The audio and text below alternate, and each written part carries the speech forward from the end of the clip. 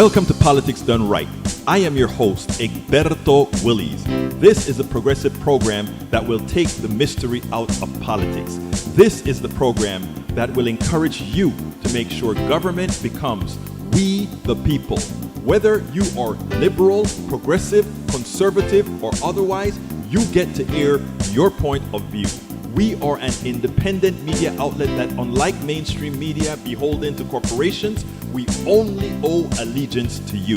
Remember, you can also send me a tweet at EGBERTOWILLIES. That is at Egberto Willies. Let us engage.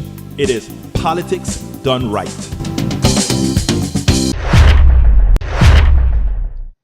Well, folks, welcome to one more edition of Politics Done Right. I'm Egberto Willies, your host. Thank you so kindly for being a part of the show. We have a great show for you today. 4 solid videos. Man, it's going to be a good one. I just got to working on the last one. It's a good one. Anyway, folks, welcome aboard. Joe from Los Angeles, California seems to be the first one in the regular chat, followed by Yvette Avery. Herod, how you doing, Yvette from Atlanta, Georgia? Joe from Los Angeles, California. AVQ in from Brooklyn, New York. How you doing, AVQ, my dear brother? See if you can find it without the video, my brother. Without the video, without the audio, without music. Patrick says, meow from Houston, Texas. Welcome, Patrick. Lisa Blair from Atlanta, Georgia. Patrick from Houston, Texas. We also have Eric from Kingwood, Atascocita. Harry from Missouri City, Texas. M. Hope, Jim Russo, Dale, Candy Burns. I'm calling out the Substack. I don't have where everybody's from yet, but Lynette is from Northeast Pennsylvania. And Bobby K from Houston. We also have Marge KJ. How you doing, beautiful Marge? We got Loretta Viner and now Southern. If I missed you, forgive me. We got a great show for you today. Nope. Let me tell you, I got hit from that before, my brother. I got hit from the classic thing before.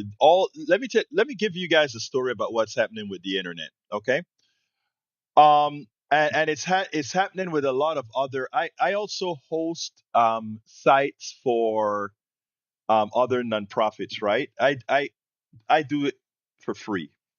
I have 25 servers, and I think I only have 5 of them left right now. But I host like for Alianza Latina Nacional, HP, Houston Peace and Justice Center, Panama Texas Connection.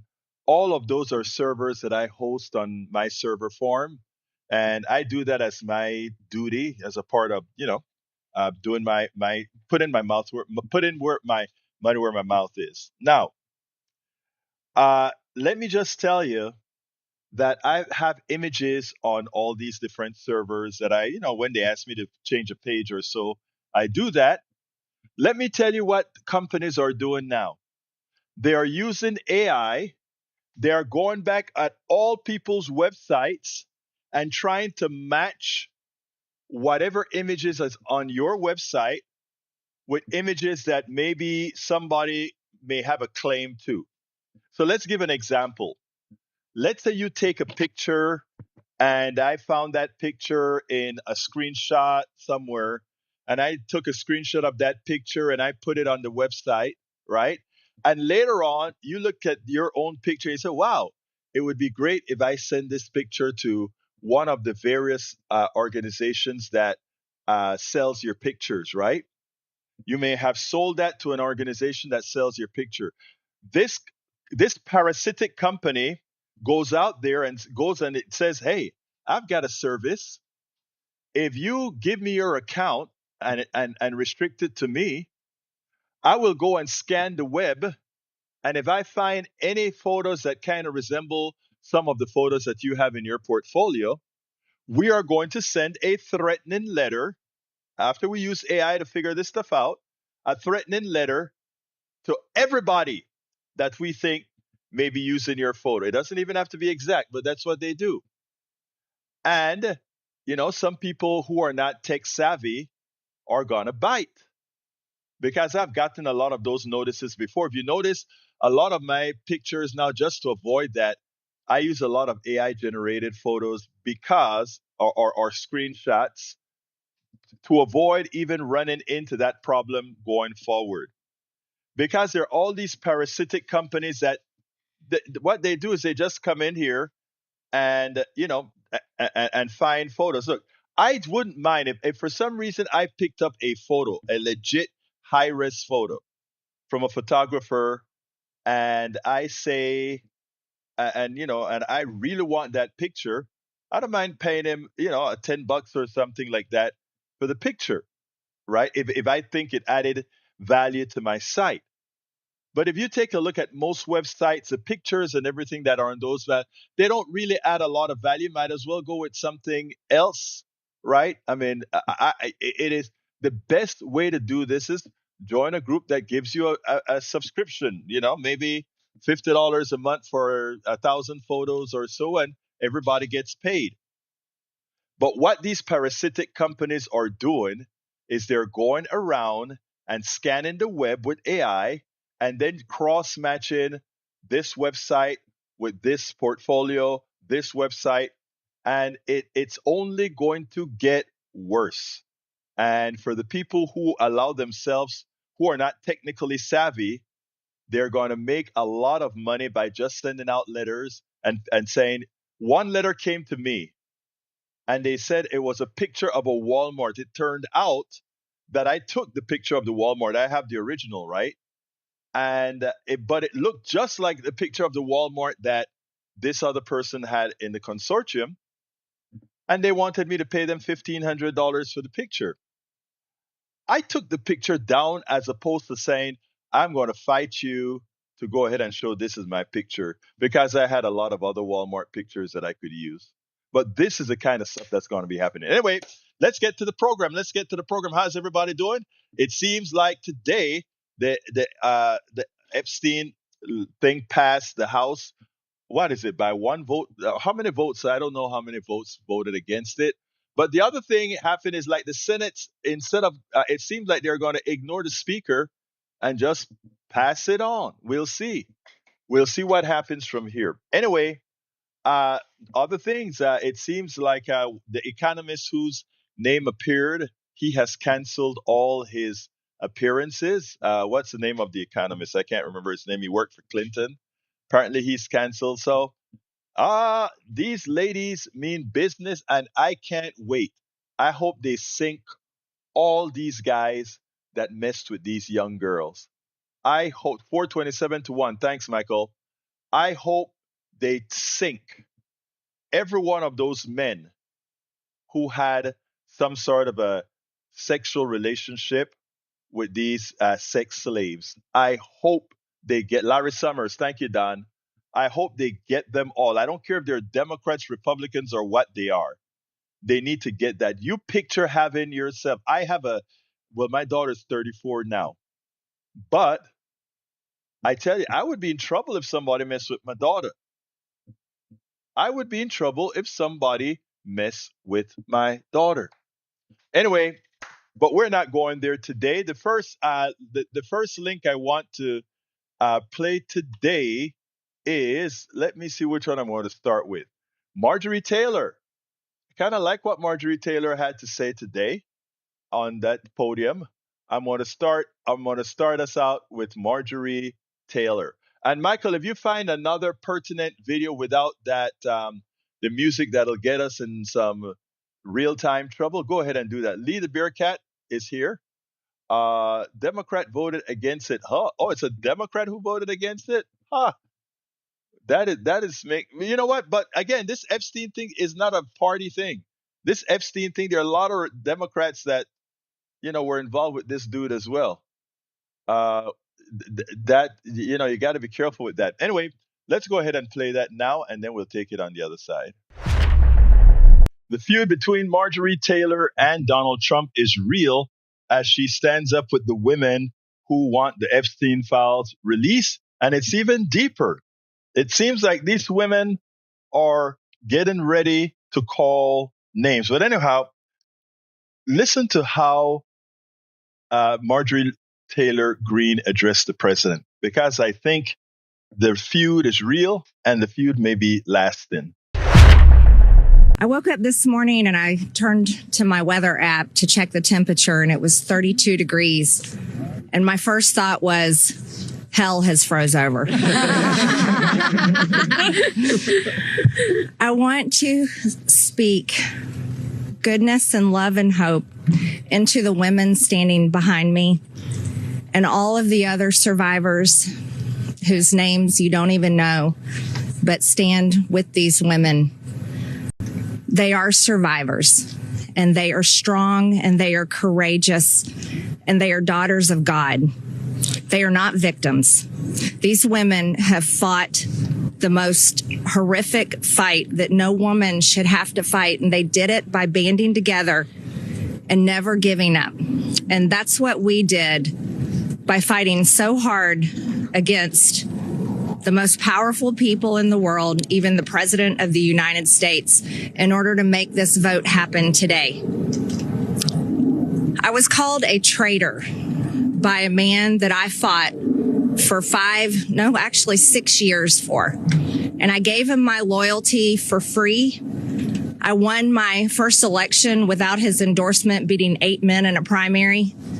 And I've never owed him anything, but I fought for him for the policies and for America first. And he called me a traitor for standing with these women and refusing to take my name off the discharge petition. Let me tell you what a traitor is. A traitor is an American that serves foreign countries and themselves. A patriot is an American that serves the United States of America and Americans like the women standing behind me. And I want to tell you that this only became possible today because the American people whom we serve as representatives here in Congress demanded that this vote happen, and they put more pressure on every single elected politician in this city than has ever been put on them. And today you are going to see probably a unanimous vote in the House to release the Epstein files, but the real fight will happen after that. While I want to see every single name released so that these women don't have to live in fear and intimidation, which is something I've had a small taste of in just the past few days, just a small taste. They've been living it for years. But the real test will be, will the Department of Justice release the files? Or will it all remain tied up in investigations? Will the CIA release the files? Will a judge in New York release the information? That's information that needs to come out. And will the list of names that these women privately hold, and they hold it because of their fear in their heart of what would happen to them if they release it on their own, will that list of names come out? That's the real test. So I want to thank Thomas Massey and Ro Khanna for your bravery in doing something that is much needed in America, crossing the political aisle that has become bigger than the Grand Canyon in America. But these men crossed that aisle on behalf of these women. And that is more of what is needed today in America than ever in our history.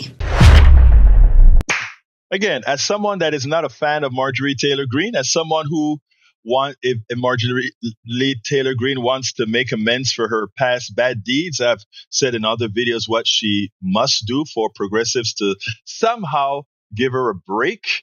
What she must do with regards to policy, what she must do with regards to apologies. But right now, as she stands up for the folks with the Epstein file release, as she stands up and she calls out the president, and more than ever now calls the president implicitly a traitor working with foreign countries.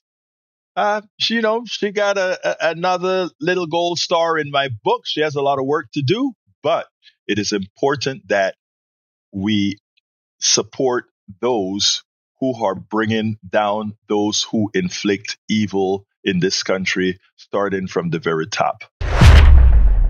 Starting from the very top. Welcome aboard, Bruce Pollard. How you doing, my brother? Lauda, welcome aboard. Lauda, thank you for becoming a great subscriber. Julie, welcome aboard. Regina, Sheriff Don is in the house. He says, para ver quién más está. Alisa, ¿cómo estás, Alisa? We also have Alisa says, doesn't anyone really remember that Bill Barr visited the prison that held Epstein the very week he died? Why doesn't anyone else remember this? Elisa, guess what? I don't either, but man, that's a while, right? You know, I gotta refresh. But thank you for reminding us. Don says, not a fan of MTG either. I wonder what her MAGA constituents think of her now. Believe it or not, the MAGA constituents are in chaos right now. They are in chaos for many reasons. One of the reasons is that their Führer has screwed them. You see, um, for all those what I call the soft MAGAs, like here in Kingwood or Houston or Charlotte or Miami, they can play the MAGA role, right? They can play and allow themselves to give Trump a break and all that kind of stuff because they are privileged, right? The MAGA folks that I really want to reach, and I say this from the bottom of my heart. I don't look. Eric has a darn good job. Eric make good money. We also have a few more MAGA in the house. You know, CSAC can survive okay. I mean, they're still being screwed by their Führer. But you know who I hurt for? That guy who has been snowed in the middle of Appalachia, right? That guy who honestly thinks that his enemy are all of you guys in the city taking something that was his birthright and he doesn't have it because he's been told that these city folks or these people of color folks are the ones that's the reason why they are poor. It's not their fault. It's all of our fault that we are taken out of the system more than warranted, and that's why they're in the condition that they are. And that's why they look up and they live with their Führer. That's why they look up. Now, when it comes to the other people that are privileged, uh, a lot of them are just basic racists, right? And Donald Trump carries that racist flag for them, right? Some of them in our chat right now, they will never cap to it. But the first time you hear, they're always racializing stuff, making stuff look like it is the purview of people of color or indigenous or whatever. Look in the chat, read our chats and you can find out exactly. And I'm not talking specific. Yeah, they're just bona fide racists. But I don't care, right? I got racists that are my friends. You know, they think they're not, but they are. But my white brothers and sisters in Appalachia, a lot of what they're going through is because of what they believe of that is being done to them. That isn't. Let me tell you a little thing. I don't know if you remember about Jesse Jackson when Jesse Jackson won Michigan and Jesse Jackson went into Virginia and West Virginia and all these places, right? They loved him. And let me tell you why. Somebody came there and spoke to them. They got exposed to something they never thought and they understood. He really expressed to them, the few that he was able to reach, the evil that lived within the Republican establishment that is really screwing them, how the capital markets are screwing them, how they are in there in their coal mines, digging coal to burn, dirtying up their creeks, dirtying up their lungs, so that those rich fat cats in those skyscrapers in Charlotte or Virginia City or Houston or can live in those towers populated by great electricity produced by those slaves. That's what we've done to them, right? And they don't know. And you know who else don't put it on TV? You'll never see it on ABC, CBS, NBC, MS Now, or any one of these guys. Why? They don't count. I was speaking to well, I'm not going to tell this story yet. I need to I want I think I asked this person to tell me this story itself. Let me see who it was. Oh, it's a guy that I'm going to interview, and I'm not going to tell this story because this story is going to be. Ernie, I don't want to hear about Thomas Sewell. Thomas Sewell is a self-hating, enslaved mind. That's who Thomas Sowell is. Okay, and all of us in the POC intelligentsia know who Thomas Sowell is. He's a poor slave that has not left slavery yet. All right. Anyway, let's continue. So it's my white brothers in Appalachia that we have to get to. That is who we have to get to, because once we crack that they are nothing more than slaves used by the capital markets, we would have won the war, not the battle, the war. And there are some people say, why waste your time with these people? Because we're human beings, we're humane, and we know the system was designed to screw them. We know that. Okay? All right, let's go to the second video. The second video that I want to show is, which one was it again? I think it's a Trump. Bear with me. I thought I had it in order. No, that is one that I did with Flanagan. Let's go ahead and do this video. Trump attacks. Oh, this is how you know we are, in fact, that Trump is trying, in fact, to become an authoritarian. Check this out and what he did to the reporter. Whenever we call the president a fascist, or that he has fascist inclinations, or that he wants to be an authoritarian, a lot of pushback comes back from the right. In fact, some pushback even comes back from the center. And they'll say, oh, no, well, let's not conflate things. Well, I mean, the president shows us this every day. I want you to see how he insults this reporter, calls out this reporter, then it's actually not just a reporter, it's an ABC reporter. He goes ahead and he puts ABC's license, said he should take away ABC's license to transmit. I want you to listen to how this went down, and then I want to say a few things on the other side. Mr. President, why wait for Congress to release the Epstein files? Why not just do it now? It's not the question that I mind, it's your attitude. I think you are a terrible reporter. It's the way you ask these questions. You start off with a man who's highly respected, asking him a horrible, insubordinate, and just a terrible question.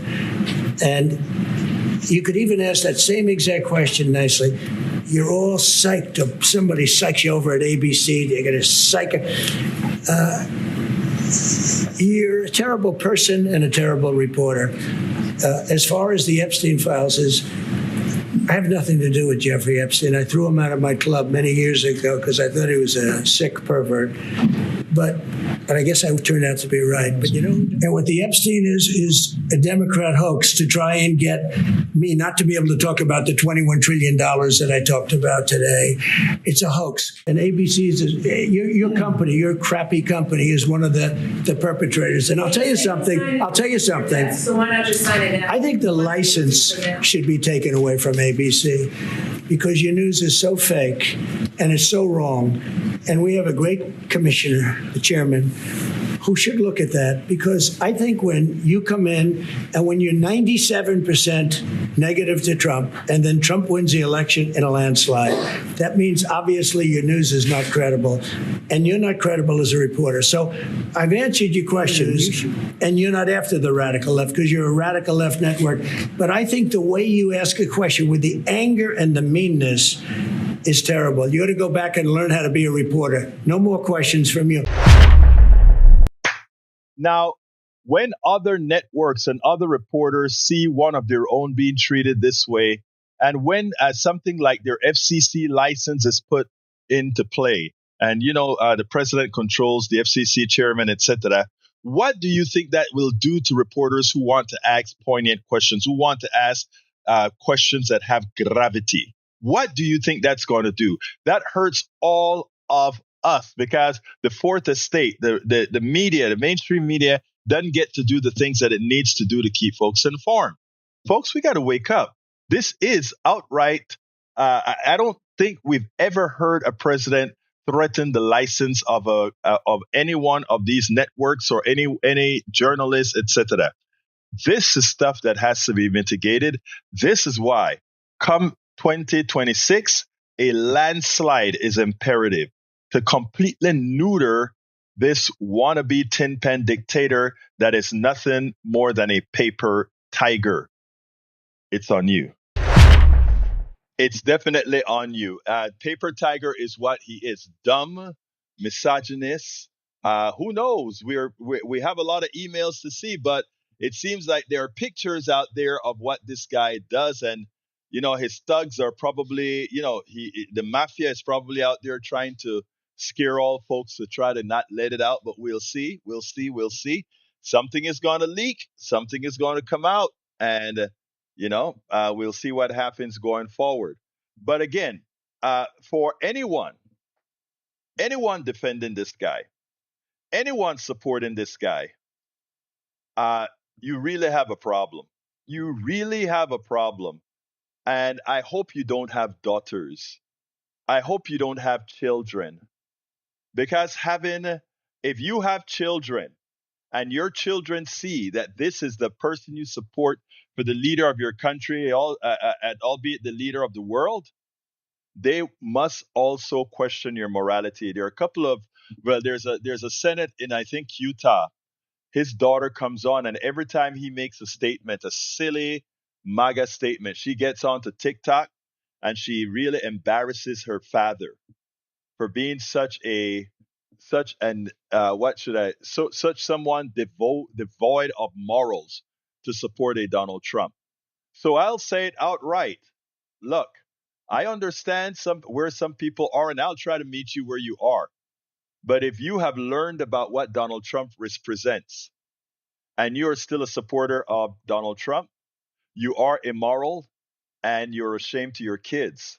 Because the kids that you think you're trying to grow into peoples of character, you cannot say you're trying to grow your kids into people of character when what you have them following, or what you are following, is somebody like Donald Trump. It's that simple. So all of you that are in here that supports him, you're here. But realize that there's no morality that most of us in this room, I can guarantee you, think of you as as someone that is actually immoral. This doesn't have anything to do with party. This doesn't have anything to do with Republican or Democrat. This happens to do that if you support somebody like this. If you support somebody like this, it says not something about Donald Trump. He's an evil, bad person. Even his best friend, Epstein, said it. There's nobody worse than this guy. Think about that. That's who you are. All right. I've got one more video to play. Well, actually, no, I'm not going to play that one yet. I did an interview on WBAI in New York yesterday that I was supposed to play. And I want to play that one because I think I had a few substantive things to say in that video. So let's go ahead and do that one. On Sunday night, Trump appeared to shift course on releasing the Epstein files. So here to help us make sense of these head-spinning pivots and the rest of the week's major political developments is our political panel. Up first, we have Egberto Wiley's host of KPFT's Politics Done Right. So hello and welcome to everyone. How this is playing out largely throughout the country. We saw after the Democratic wins, a handful of senators vote with Republicans to reopen the government. And so, Egberto, I want to get your take on what are some of the blowbacks, perhaps, that people are still experiencing. We know that flights are supposed to go back to normal today, and so that's great if you're flying domestically. But in addition to, as I mentioned in the intro, the reapplying for food stamps, there's some other ripple effects from all of this. Yeah. First of all, it turns out that the store owner who lost all those sales during the none of that is going to come back. So people can't expect that things are going to get back to normal frequently. But I think one of the most important things that people are going to feel is what? What did we do this for? Right. I think they're going to say, okay, so I missed all the payments. The government workers are going to be paid. But for those who weren't government workers, whatever they lost from having the lack of government workers, that's not going to be, there'll be no comeback from that. If I'm able to kind of piggyback on something that before, when we talk about Marjorie Taylor Greene, she shouldn't be trusted at all. Of course not. But I did a piece yesterday where I said that I think let's leave it up to her. Let's see if she's going to support things like basic income. Let's see if she'll support things like family leave. Let's see if she's really going to make a change, and then we can decide whether her words mean anything. Egberto, before I pivot to your question, I just wanted to get your take on, I guess, this fallout, and especially from the point of view from Texas, if there seem to be cracks in the MAGA base. Oh, definitely cracks in the MAGA base. I mean, I can actually see it. I talk to a lot of people. I get a lot of calls on my program, and there are a lot of people who now want to know what's really happening because a lot of folks are starting to feel snowed. But the one thing about it is Donald Trump knows how to pull victories out of failure, victories out of losses. And the reason he gets away with it, it's because there are not enough of us that have enough of a large platform to point it out as the mainstream media appeases him. We spoke about his poll numbers a few statements earlier. His poll numbers have never been good, ever. Donald Trump never had the clout that he for which he's given by the mainstream media. This is a created figure of being a wealthy man that wasn't wealthy until he got to the presidency and was able to steal wealth with the things that he does. So I mean, our system just have that manner of deciding who they will anoint. If I may say something real quick. I would like folks to see what a leader looks like. There is a documentary on TV now called Prime Minister, and it documents Jacinda Ardern's path to the Prime Ministry of New Zealand. When you watch that, you see what we should hope for. First of all, I think women in the last few decades have made much better leaders, and when you see what she had to go through, you can understand why. Okay. All right. And I believe that is we don't need to name the network's name, but it is a legacy network and you can probably find it streaming, etc. But also, Egberto, I wanted to ask you because news just broke that China is expanding its desert nuclear testing site. And with, of course, President Trump announcing earlier this month that for the first time since 1991, the U.S. would resume testing nuclear weapons. What are you making of all of this? First of all, Trump always, without knowing, always create international. He always gives people the necessary permission to do things. China has signed a non-proliferation treaty as well. But here's the thing.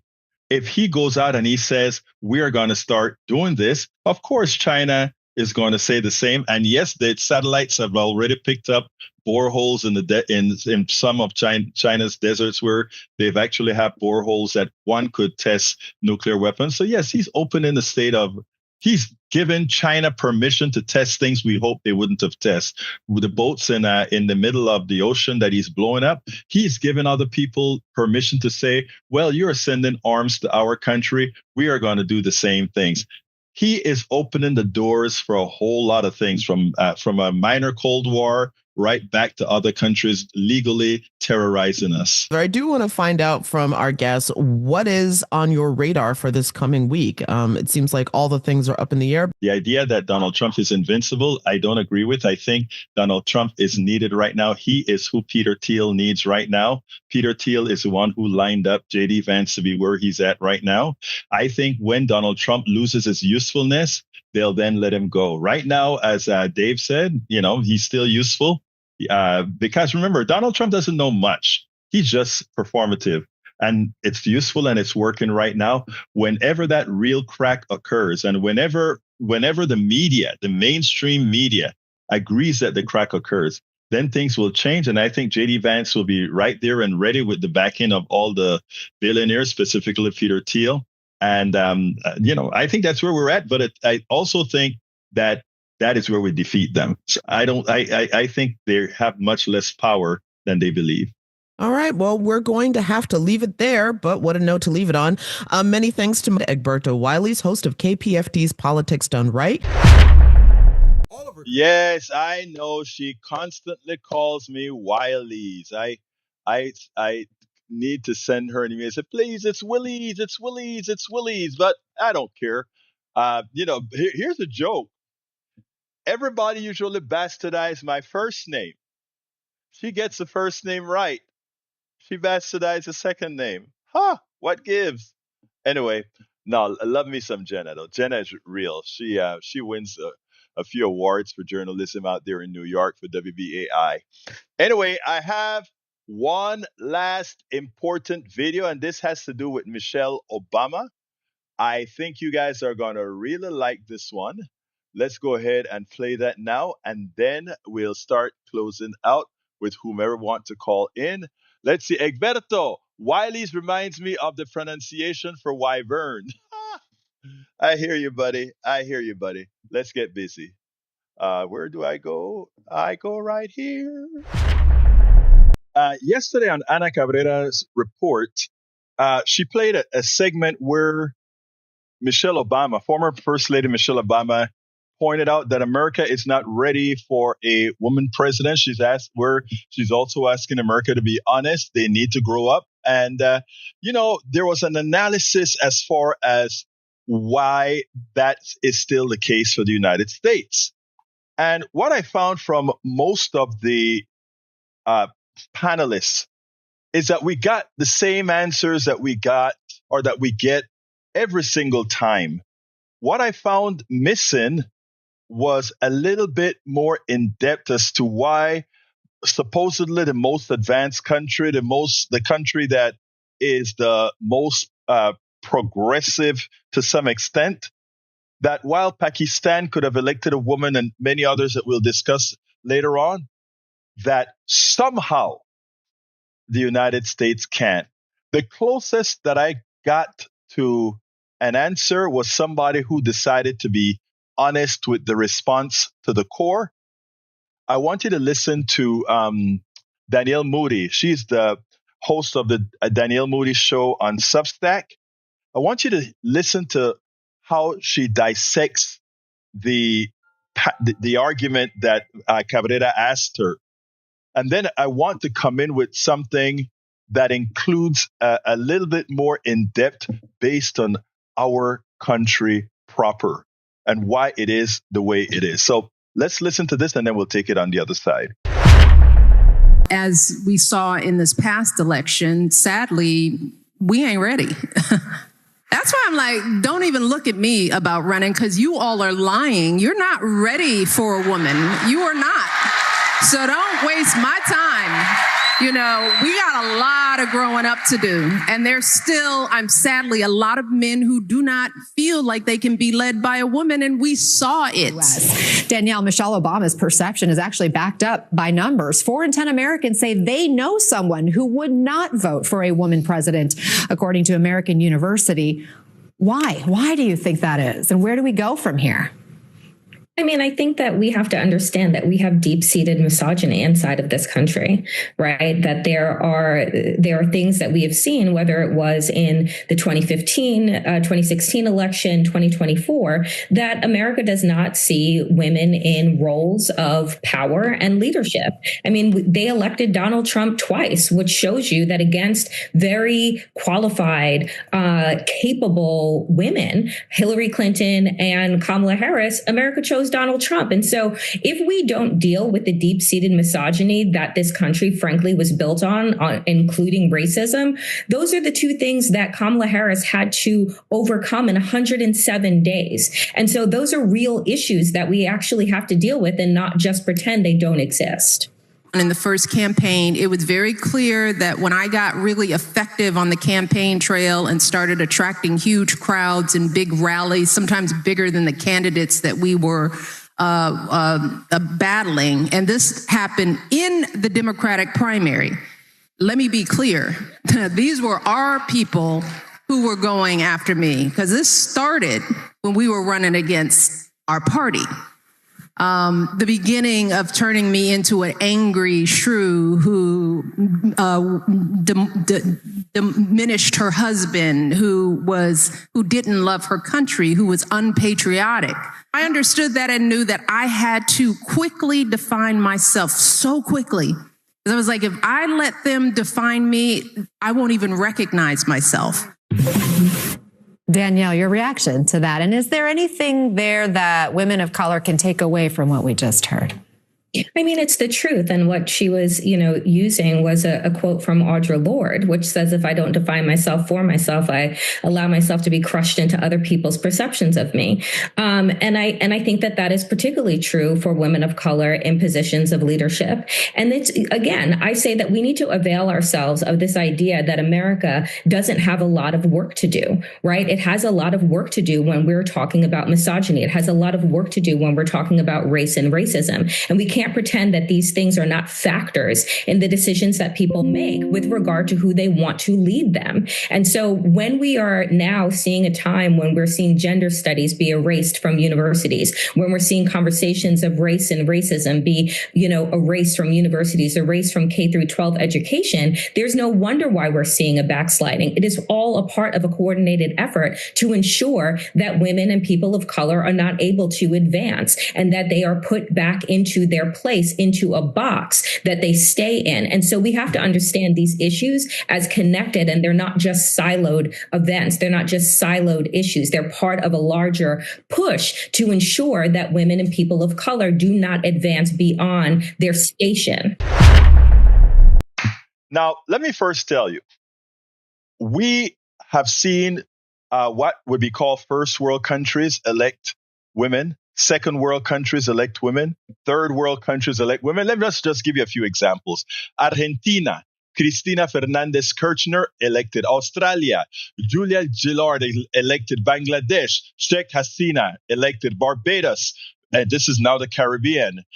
We have Mia Amor Motley. Belgium, we had Sophia Wilms. We go to Brazil, we have Dilma Rousseff, president of a big country, big financial powerhouse, Brazil. Chile as well, Michelle Bachelet.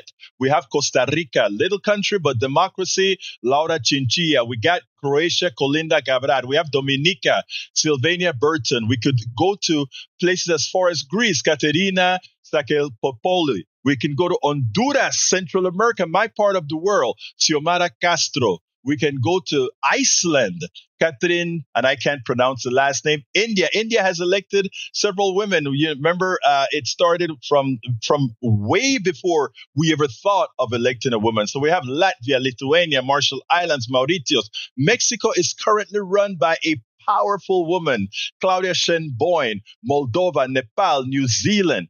I am in love with Jacinda Ardern, the way she handled the massacre in, I think it was Falls Church, the way she handled COVID, the way she showed her vulnerability and showed why women make such powerful leaders, because vulnerability they use as a tool while men use testosterone as their tool.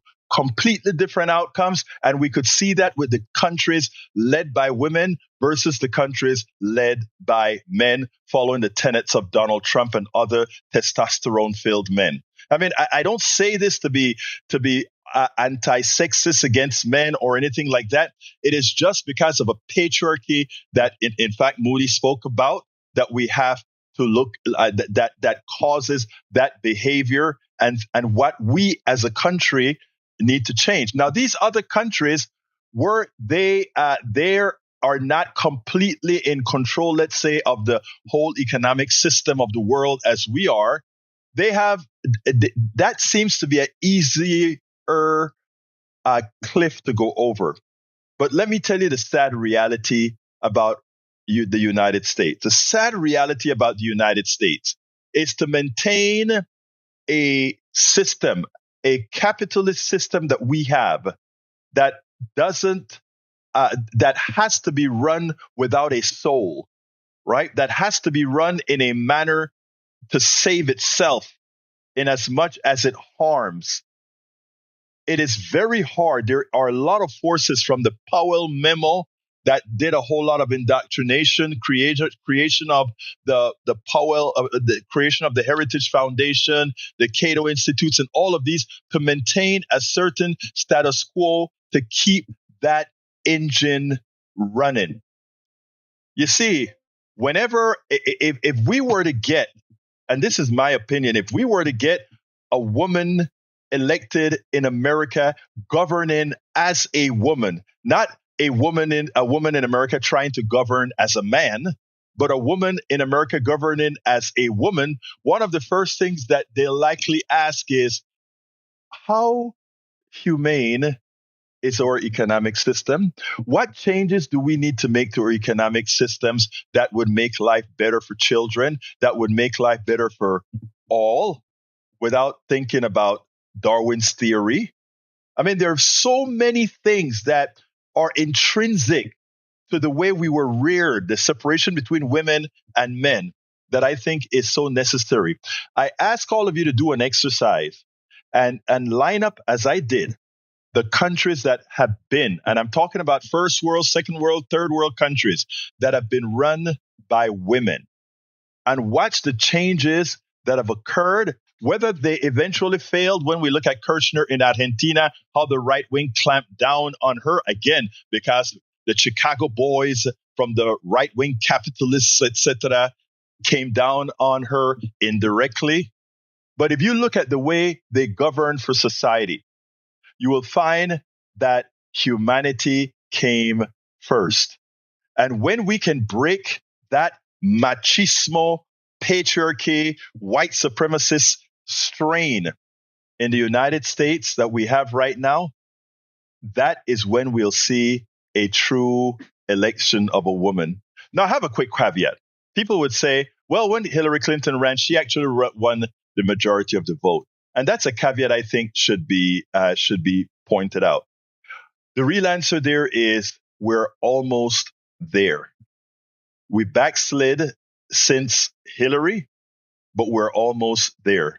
When we make that transition, which I think it better be soon, I think that is one of the ways we actually save the country. I know it sounds like hyperbole, but I mean that from Kingdom Come. Listen to the way women versus men campaign and the values that they push versus men, and you'll understand what I'm saying. Of course, you could get a man that has been trained well into bringing out the attributes that make what I think make women better leaders. Amen, amen. And I, and I don't say these things lightly. Look at the former prime minister of Germany and how Germany did under her, even during difficult times. Look at the Ardern, Jacinda Ardern. Look at Kirchner and how she revived. She got Argentina for a while. Of course, the right wingers screwed it up. It is, again, it's a different form of governing. And I think it's high time that America got there. Of course, we need a lot more women in Congress and a lot more women in the Senate as well. Now, if you doubt it, the most powerful speaker we have ever had that actually got something done was who again? Uh, God, help me out. Who's our speaker? She's just retiring. Oh my God, my mind just got fried. I love her, but well, I don't really love her, but she's very effective. God, help me out, guys. Come on, my smart people. Who am I talking about? Former Speaker of the House before Hakeem Jeffries. Pelosi, what's wrong with me? Nancy Pelosi. Let me tell you when I learned how powerful Nancy Pelosi was. I know she always counted her votes and she always knew when to bring stuff up when she was in charge. But I remember, and this is how I knew how effective a speaker she is. When Kennedy, two things happened. Obama had a very special thing happen on him. He got a supermajority in the Senate, meaning a veto-proof, not a veto-proof, but a filibuster-proof majority in the Senate, and he had a very large majority in the House. And when Obamacare passed, they still were going through their machinations of how to get it done, etc. And they got the first part of the bill done. But a very crucial part of the bill, that one that would extend coverage, the Medicaid expansion to the Affordable Care Act and all those pieces of Obamacare, that wasn't complete. They were still dilly-dallying. And all of that problem came because, again, it was Democrats that were dilly-dallying and causing the failure of having a better Obamacare. Okay? So what happened is, of course, Kennedy died. And other than Kennedy died, then I think we lost also an election where we got this guy driving in a truck that became the senator from Massachusetts. So altogether, in I think it was 2010, if I recall correctly, we lost the filibuster-proof Senate. So what to do? Everybody thought the healthcare was dead. And Nancy Pelosi got together with the Obama administration and said, look at what we got, people. We own the House. We own the House. You have legislation that you've already written up in the Senate to counter the House. What I am going to do is I'll make sure that the House passes the completed legislation from the Senate that give us the big chunk of Obamacare into law. Because now you have the piece from the Senate ratified by the House. And then we changed the way we write Obamacare for supporting the 10-year thing that they did to allow the state to pay, or rather to allow the Medicaid expansion to the Affordable Care Act, where the government paid the first 3 years, and after that it only costs 10%. She wrote that legislation. She changed that legislation and wrote it in a manner that didn't require 60 votes. It was called reconciliation. The only problem with reconciliation is that is the part of the legislation that can be changed as well without a filibuster. So if they lost the Senate and the House, they could actually get rid of the Medicaid expansion to the Affordable Care Act. So that part, they still got it done. The Democrats were still in the majority. But when Trump took over the entire country, Senate, House, and Senate, House, and the presidency, what happens then?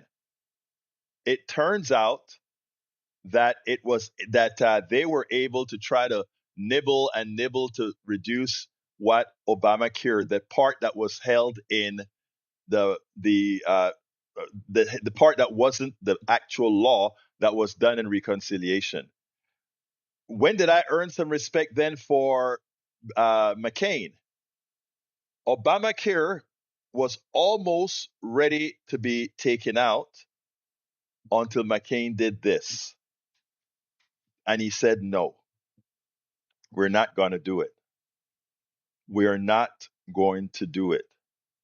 And he shaved the portion of Obamacare that would have been gone, which is the reconciliation portion of Obamacare. So what I'm telling you folks is this: these are some serious issues, and the people who navigated that, the person who was able to figure out how to navigate all of this was Nancy Pelosi. That was artful. Knowing how legislation is written, she was able to do that.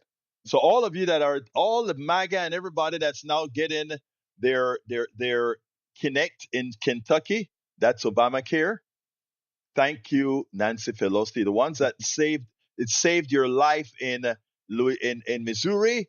Thank you, Nancy Pelosi. That is what legislation looks like.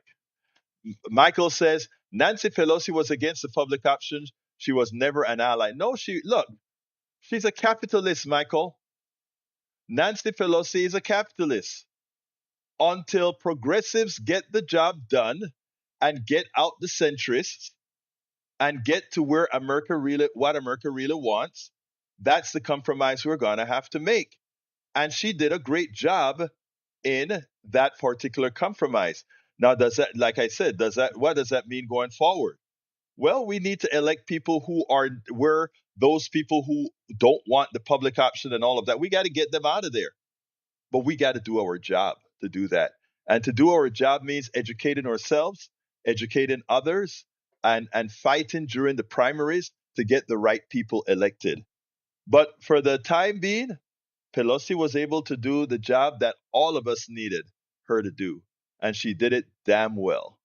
And I mean, I can tell you straight up, I know people, including myself, I can say, was likely saved by Obamacare because at the time that Obamacare passed, it was when my private insurance was shooting through the roof. At that time, I was paying almost $2,000 a month with a $10,000 deductible. Think about that. Think about that. Anyway, folks, let's see where we go from here. I got 2 minutes. Anybody wants to give a quick call? I'll take one quick call if somebody wants to call, which is 281-823-7747. Let me put that in there. Call in 281-823. Para ver. 7747. All right. You got 1 minute to call, and then I'll take the call for 1 minute. Then after, we're going to shut this baby down. I hope you enjoy what we had to offer today. Man, you should have seen me gunning to put all these videos together because I really wanted to play these. I was really excited when I heard when I put all of these together.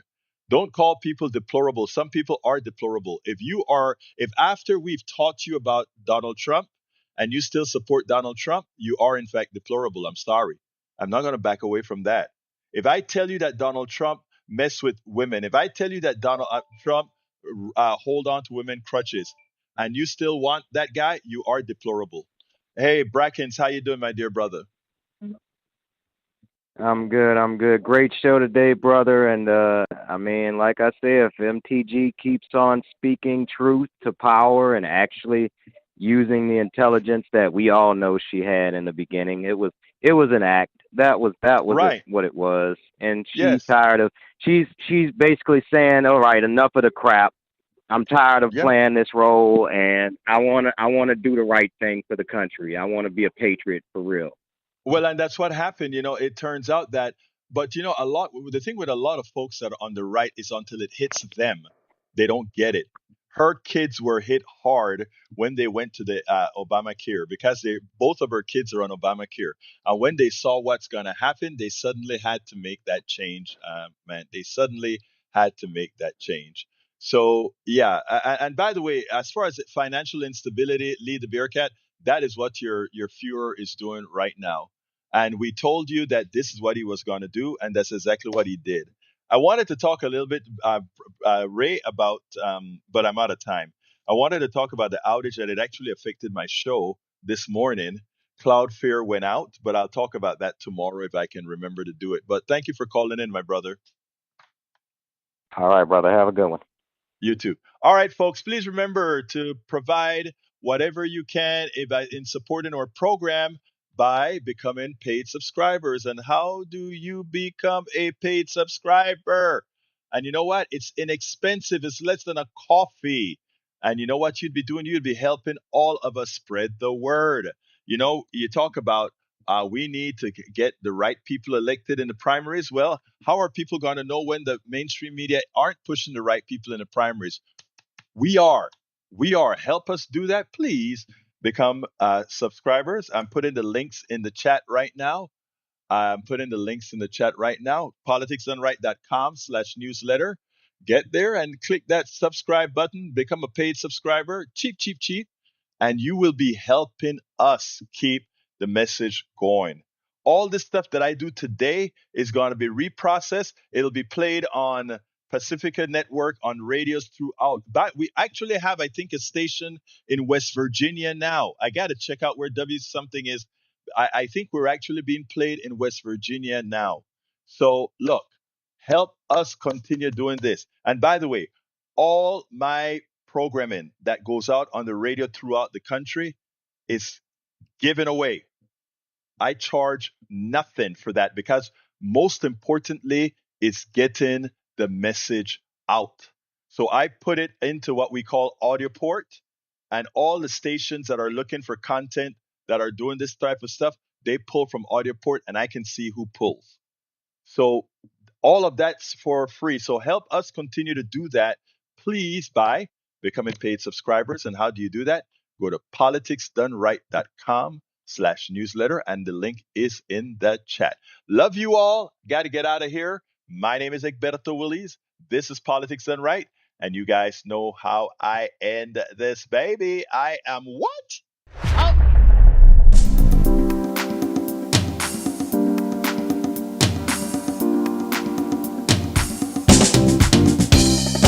Welcome to Politics Done Right. I am your host, Egberto Willies. This is a progressive program that will take the mystery out of politics. This is the program that will encourage you to make sure government becomes we the people. Whether you are liberal, progressive, conservative, or otherwise, you get to air your point of view.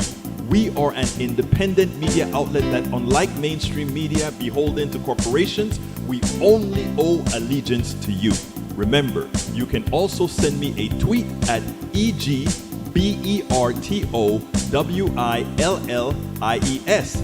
That is at Egberto Willies. Let us engage. It is Politics Done Right.